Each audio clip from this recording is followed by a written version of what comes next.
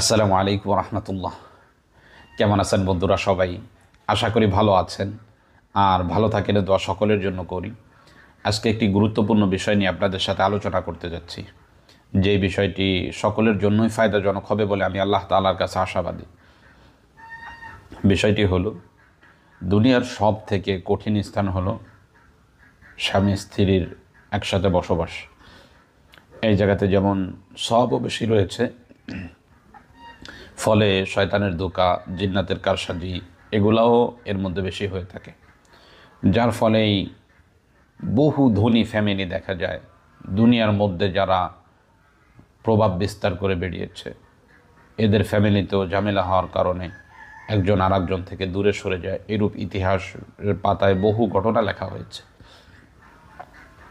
সেই সুবাদেই যখনই আমরা স্বামী স্ত্রী জিন্দেগিতে কোনো অসুবিধা দেখতে পাই, এক্ষেত্রে আমাদের করণীয় কী, এই সমস্যাগুলো, দ্বন্দ্বগুলো কিভাবে আমরা মিটাইতে পারি। বহু পুরুষ আছে আমাদের কাছে অভিযোগ করে যে হুজুর, আগে আমাদের মধ্যে যেই রূপ সম্পর্ক ছিল সেই সম্পর্কটা দিনে দিনে কমে যাচ্ছে, এবং বহু নারী আছে তারা এসে আমাদেরকে বলে যে হুজুর, যেই পরিমাণ আগে আমার স্বামী আমাকে মহাব্বত করত, এখন আর সেই মহাব্বত আমাদের মধ্যে নেই, দিন দিন শুধু ঝগড়া এগুলাই বেড়ে চলেছে। তো এইরূপ ক্ষেত্রে আপনার কি করণীয়, কি কাজ করা দরকার, এই বিষয়টাই আজকে আমরা বলতে যাচ্ছি আপনাদেরকে। এইরূপ সমস্যা যখন স্বামী স্ত্রীর মধ্যে দেখা দিবে, তখন বিলম্ব না করে অতি দ্রুতই সূরা আদিয়াতের ৭ নম্বর এবং ৮ নম্বর আয়াত, ওয়া ইন্নাহু আলা যালিকা লাশাহিদ ওয়া ইন্নাহু লিহুব্বিল খাইরি লাশাদীদ, এই দুইটি আয়াত মাত্র। আমি আবার বলছি, সূরা আদিয়াতের ৭ নম্বর এবং ৮ নম্বর আয়াত, ওয়া ইন্নাহু আলা যালিকা লাশাহিদ ওয়া ইন্নাহু লিহুব্বিল খাইরি লাশাদীদ, এই দুইটি আয়াত ইখলাসের সাথে জাফরান কালি দিয়ে 3 পিস কাগজে লিখতে হবে।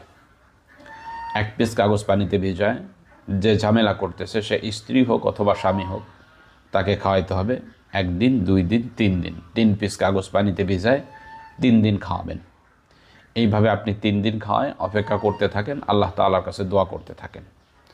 আশা করা যায় এই আমলের বরকতে যেই অসুবিধাটা ফ্যামিলির মধ্যে হচ্ছে, যেই ঝামেলাগুলো আপনি পোহাচ্ছেন, এই ঝামেলাগুলো ধীরে ধীরে ধীরে ধীরে চলে যাবে ইনশাআল্লাহ।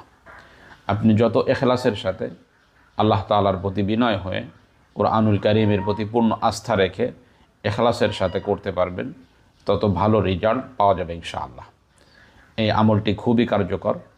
ভালোভাবে করতে পারলে স্বামী স্ত্রীর মধ্যে যে কোনো ঝামেলা, যে কোনো দ্বন্দ্ব মিটে যাবে ইনশাআল্লাহ। তো আজকে এ পর্যন্তই, দেখা হবে অন্য কোনো দিন অন্য কোনো বিষয় নিয়ে। আসসালামু আলাইকুম ওয়া রাহমাতুল্লাহ।